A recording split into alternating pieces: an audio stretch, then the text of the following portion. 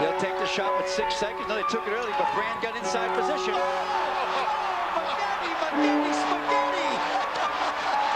I told you he's going to be the best player ever at Duke if he stays the 4 years. You talk about... Welcome to Fast Break, a channel for anything and everything NBA related. Today we'll be looking at some players who weren't very good in college. If you play in the NBA and didn't have a great college career, it doesn't mean you weren't that good in college. It probably means you weren't correctly utilized by your team, or you played against weaker competition that garners less hype. A lot of these players showed promise in college, but each of them went on to have a much better NBA career. Let's get into it. Starting with the first player on our list, Kyle Lowry. Lowry was a solid player in college, but the NBA is where he really flourished as a player and leader. In Lowry's first season at Villanova, he started only 3 games, averaged just 7 points on 42% shooting from the field and 63% from the free throw line. The following season, Lowry worked on his game and made second team All-Big East. He would average 11 points, 4 rebounds, 3 assists, and 2 steals for a Villanova team that won the Big East. Lowry was an undersized guard standing at just 6'1". There's plenty of players with similar stats and size that go undrafted and get cut in training camp every year. Despite a lack of size and scoring, NBA scouts were impressed by Lowry's explosiveness. This paired with his physicality for a smaller player got him drafted 24th overall in the 2006 draft. At first, Lowry was a bit of a disappointment. He didn't average double figures until his 5th year in the league, and he didn't really gel with a team until he landed on his 3rd team. Toronto's where Kyrie grew as a leader and refined his skills. So following the Rudy Gay trade, him and DeMar DeRozan took over as the leaders of the team, and they didn't look back. Lowry would go on to become 6-time All-Star and NBA champion with the Raptors in 2019. Despite the poor numbers early on, Lowry has averaged 14 points, 4 rebounds, and 6 assists in over 1,000 games as a pro. While he may be past his prime nowadays, he's still producing as a role player late in his career. Next up is Jimmy Butler. Most college basketball fans didn't even know about Butler until he was already in the NBA. He was hardly recruited out of high school, so as a freshman he played at Tyler Junior College. Jimmy averaged 18 and 7 in his first year, but still wasn't ranked among the top 100 junior college prospects when he accepted a scholarship at Marquette. Butler struggled in his first year, coming off the bench and averaging just 5 points. But he stepped up in his junior and senior year and averaged 14 and 15 points per game, earning himself a couple All-Big East honorable mentions. He went on to get drafted 30th overall by Chicago in the 2011 NBA draft. Butler only averaged 6 points per game in his first 2 seasons in the league, but in year 3, he finally averaged double digits with 13 points per game. The very next season, Jimmy averaged 20 points per game and was recognized for the improvements in his game by winning the Most Improved Player award. Adding an impressive array of scoring and handling abilities to pair with already great defense earned him a spot on his first All-Star team. After that, it was off to the races. Jimmy has averaged 21 points, 6 rebounds, and 5 assists since that breakout season, and he hasn't looked back.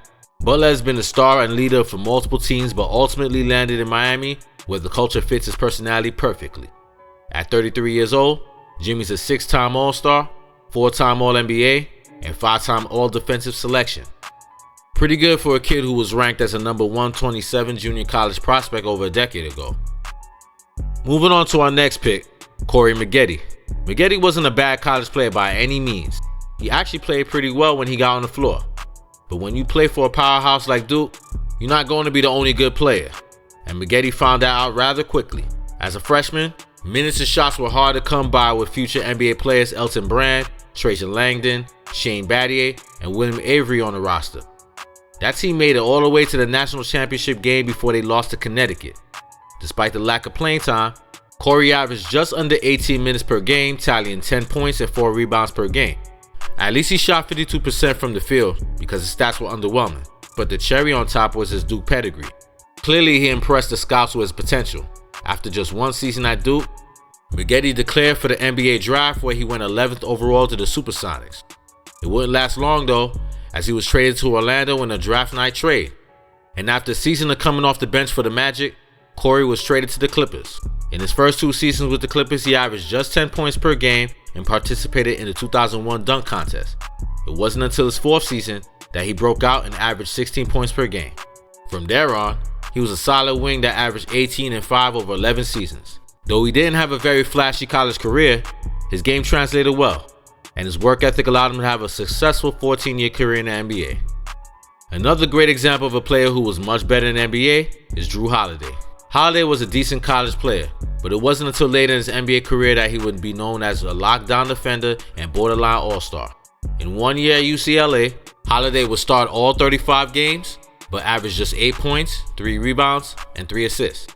Jrue's shot wasn't falling like it was in high school, but he still showed explosiveness, high basketball IQ, and effort on the defensive end that would make him a first-round pick.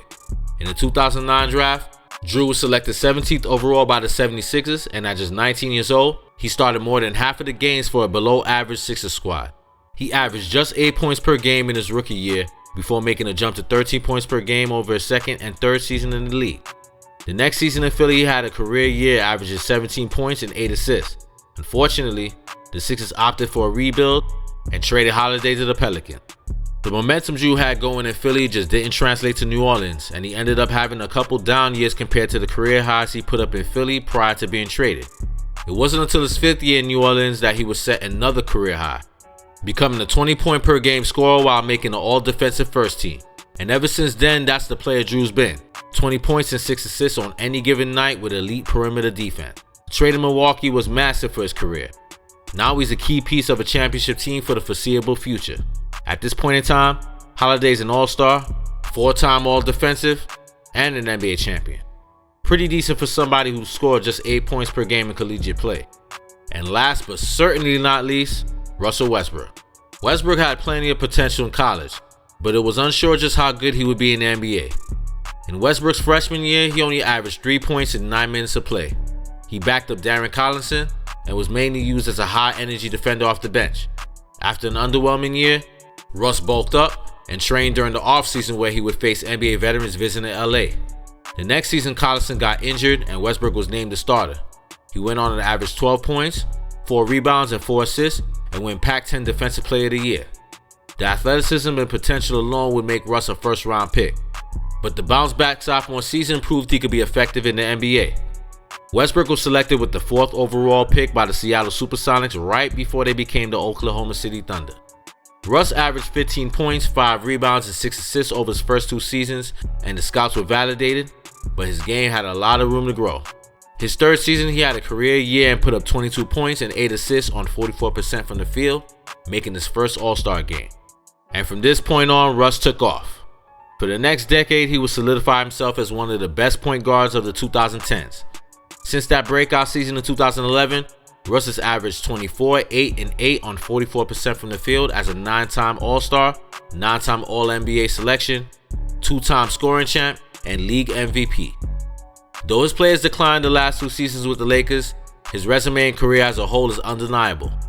Russ will be a first ballot Hall of Famer without a doubt, and for how good he was in college, Westbrook shattered all expectations. Thanks for watching. Make sure to let us know what video you think we should do next in the comments. And don't forget to hit the like button if you enjoyed the video and subscribe for more NBA content.